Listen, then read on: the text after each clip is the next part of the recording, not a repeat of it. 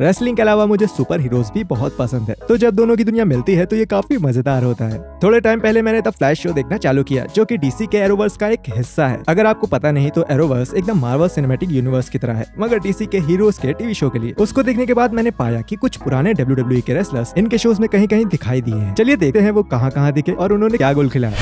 सबसे पहले चलते हैं उस शो पे जिसने एरोवर्स की शुरुआत करी। एरो शो के 5वें सीजन में स्टारडस्ट नाम का एक ड्रग सड़कों पे बढ़ रहा था और बेशक द ग्रीन एरो इसको रोकना चाह रहे थे। ड्रग डीलर्स में से एक का नाम था डेरिक सैमसन, जिसका किरदार सबके चहेते AEW के executive vice president Cody Rhodes निभा रहे थे। वाइल्ड डॉग, जो कि ग्रीन एरो की टीम का एक हिस्सा थे, सैमसन से लड़ाई चालू कर देता है। लड़ाई तब खत्म होती है जब कोडी का किरदार केमिकल से भरे एक पूल में गिर जाता है और बन जाता है नहीं, वो मर जाता है, या कम से कम हमें लगता है। ठीक उसके शरीर की चीरफाड़ होने से पहले वो होश में आ जाता है और उसे पता चलता है कि अब उसे दर्द महसूस नहीं होता। वो वहाँ से बाहर निकलता है और ग्रीन एरो से लड़ाई करता है। मुझे लगता है ये मैंने कहीं देखा है। खैर, सैमसन लड़ाई जीत जाता है और उसके प्लान अपने गैंग के साथियों को भी यही शक्ति देने का है जो उसके पास है। इससे पहले वो किसी को म्यूटेट कर पाए, ग्रीन एरो और उसकी टीम आकर पार्टी में दखल डाल देती है। एरो और सैमसन की वापस लड़ाई होती है और ग्रीन एरो इस बार अल्बर्टो डेल रियो का फिनिशर भी इस्तेमाल कर लेते हैं। हालांकि क्योंकि उसे दर्द महसूस नहीं होता, डेरिक सैमसन टैप आउट नहीं करता और इसलिए ग्रीन एरो सीधे उसके टेंडेंस काट देता है ताकि वो हिल न सके और उसे पुलिस के लिए छोड़ देता है। मुझे लगता है इसकी जगह केवल कोडी का फिनिशर क्रॉस रोड्स मार देना चाहिए था। कोडी हालांकि शो के सीजन के आखिर में भी एक बार दिखते हैं। वो जेल से छूट जाते हैं और शो के दूसरे विलन एड्रियन चेज के साथ मिल जाते हैं। वो एक ऐसे हथियार का इस्तेमाल करना चाहते हैं जो पूरे शहर में ट्यूबरक्लोसिस की बीमारी फैला दे। एरो की टीम बीच में आती है और सैमसन और वाइल्ड डॉग का फिर से आमना सामना होता है। कोडी का किरदार जीत भी जाता अगर वाइल्ड डॉग को बाहरी मदद न मिली होती।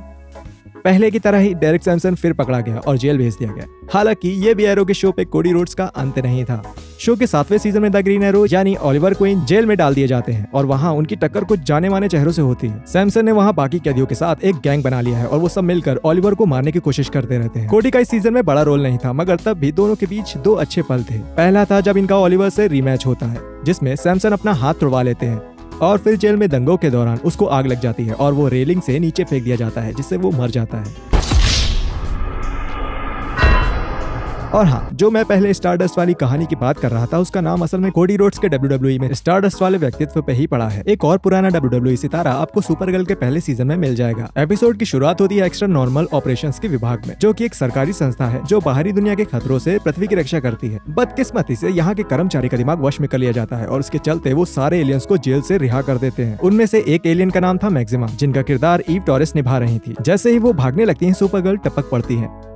मैक्सिमा थोड़ा लड़ जरूर लेती हैं, मगर वो जल्द ही सुपरगर्ल से हार जाती हैं। मजेदार बात यह है कि मैक्सिमा सुपरमैन से शादी करना चाहती थी। अब आता है एक ऐसा शो जिसके बारे में मुझे अच्छे से पता है, द फ्लैश। दूसरे सीजन के पहले एपिसोड के दौरान बैरी एलन यानी फ्लैश एक कत्ल की जांच कर रहे थे, एल रुस्टाइन नाम के एक आदमी का, जिसका किरदार एज निभा रहे थे। चिंता मत करिए, द रेटेड आर सुपरस्टार इस एपिसोड में केवल एक लाश की भूमिका ही नहीं निभा रहे हैं। जैसा कि हमें पता चलता है कि एज के किरदार को एक तरह से उन्हीं ने मारा था। एक दूसरी पृथ्वी है और इस पृथ्वी के एल रोस्टाइन ने पहली पृथ्वी के रोस्टाइन को यही मार दिया था। सब समझ में आएगा, भरोसा रखो। खैर, दूसरी पृथ्वी का रोस्टाइन, जो एटम स्मैशर के नाम से भी जाना जाता है, वो बहुत शक्तिशाली है और अगर वो थोड़ा रेडिएशन सोख ले तो वो बड़ा भी हो सकता है। ये फ्लैश के लिए कड़ा प्रतिद्वंदी साबित हुआ, क्योंकि इसे हराने के लिए फ्लैश को 3 लड़ाइयां लग गईं। कोडी रोड्स की तरह ही एटम स्मैशर भी मर जाता है जब वो एक चैम्बर में बंद हो जाता है और कुछ ज्यादा ही रेडिएशन सोख लेता है। वैसे एज एक लौते वर्ल्ड चैंपियन नहीं है, जो हमें फ्लैश के 4थे सीजन में दिखते हैं। जब बैरी एलन को जेल होती है, उनकी कुछ कैदियों से लड़ाई हो जाती है। जैसे ही उनको चाकू लगने वाली होती है, बिग सर यानी कि गोल्डबर्ग वहां धमक पड़ते हैं।